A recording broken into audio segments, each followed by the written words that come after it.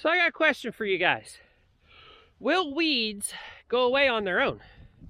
Can you leave all of this thorny apple, even leave it go to seed, and will it magically disappear? Well, if you want my opinion, yes. Yes, it will. And here's why I say that. From me to these round bales used to be covered in thorny apple. All of this used to be covered in thorny apple. Last year, 2 years ago, heck, we can actually see some of these other plants that have started growing in here too that are not thorny apple. This all used to be covered in it. But do you see a bunch of it now? I see old stalks of it.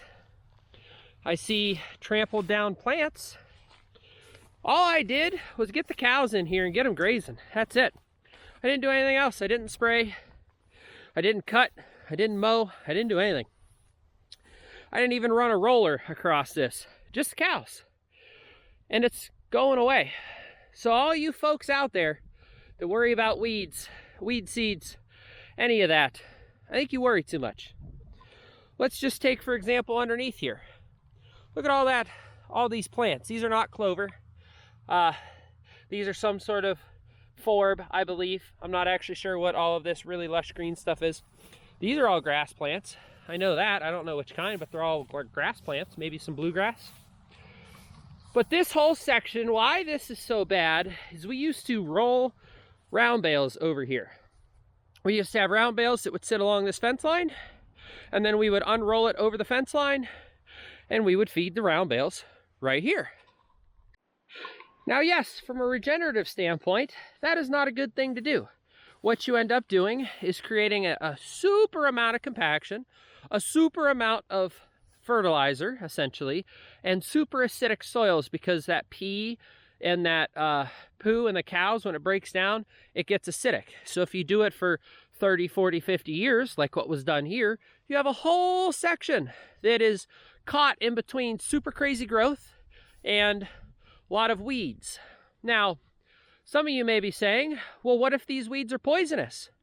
Well, thorny apple is. It's toxic, I should say, not poisonous, because there's a difference. It's toxic to cows. So why am I letting the cows in here? Why am I letting the cows up here if this stuff is toxic? I haven't had a cow die yet. I haven't had any issues, and we've been doing this for 3 years now. Why am I doing everything wrong and having more success than the folks doing everything right? Well, that's a great question. Maybe they're not doing it right. Maybe I'm not doing it right. But I will say, if it's working for me, why can't it work for you? If it's working for me, is it really wrong? Like this guy. That used to be thorny apple. You can still see the little thorn on the end there, the little thorny apple end. But look, it's in the grass and it's not coming back.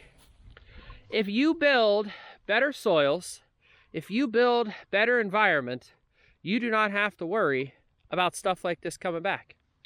And I don't believe you have to worry about how toxic these plants are. Again, cows have been in here eating it. My cows were eating cherry leaves all summer from a cherry tree just down yonder that fell over that I've shown in a previous video.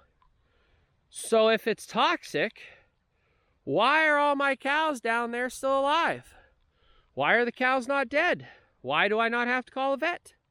Are they super cows? I have all these questions that no one can seem to answer, because every time I ask some expert, oh, you got to mow it. Every time I ask some expert, oh, the cows will die if you do that.